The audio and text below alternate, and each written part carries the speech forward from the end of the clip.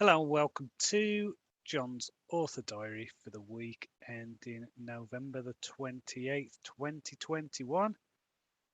I made it to Egypt and I had an amazing time. I visited the Cairo Museum, Saqqara, the Pyramids of Giza, the Sphinx, Memphis, the Valley of the Kings and Queens, Karnak, Temple at Luxor, Hatshepsut Temple, Philae Temple, Abu Simbel. Been to many other places as well that I can't remember. It's been busy and hectic, but it was definitely worth it. If you get the chance to go, I would highly recommend it. I've come back, I feel inspired, feel energized, and I'm ready now to get back to work. I've wanted to see the pyramids at Giza since I can remember, and honestly, they didn't disappoint. Absolutely awe-inspiring. Just standing in front of them, just seeing the scale, amazing. And the fact that they're still standing after what 5,000 years, it's just mind blowing to me. The museum was also fascinating. I got to see, the famous stuff like the treasures of Tutankhamun and things like that.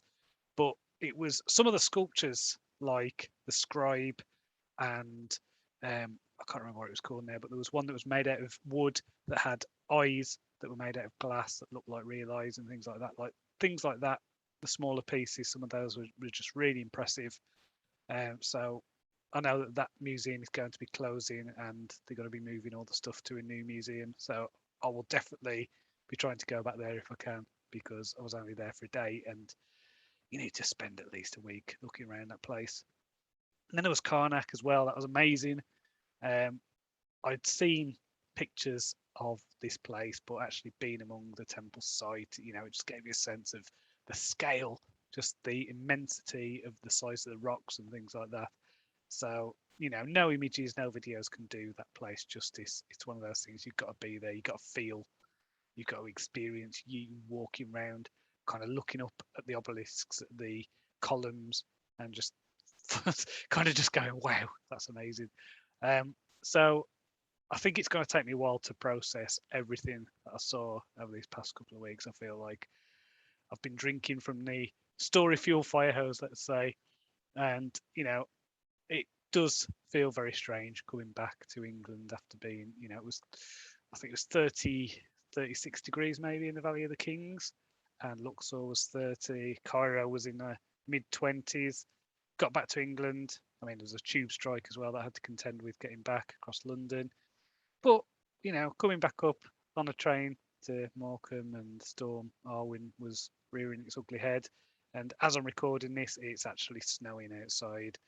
So it's made me think that I definitely need to get away during the winter months. Getting that winter sun, I think it'll help with my season affective stuff. So it's definitely the way forward. Just figuring out how I'm going to do that every year if I can. So with all the flight and travel, I did actually listen to quite a few audiobooks and podcasts and things. So I read To Keep in the Spirit of Egypt, The Anglo-Saxons by Mark Morris. So this was very good history of England during Dark Ages. Now, what I liked about this is the fact that I've been reading through the Bernard Cornwell's Saxon Chronicles series, and there's a lot of stuff where you realise just how historically accurate a lot of the stuff is in the Bernard Cornwell series. So that was cool reading that. I also read Hit Parade by Lawrence Block, which is a third book in his Keller series, which is basically about a hitman. I enjoyed this, though it was definitely the weakest one in that series so far. I also read two Horus Heresy books. One was called Mechanicum, which is in the main Horus Heresy series, and then I read Logar, Bearer of the Word, which is in the Primarch series. Both of these were very good. Enjoyed these.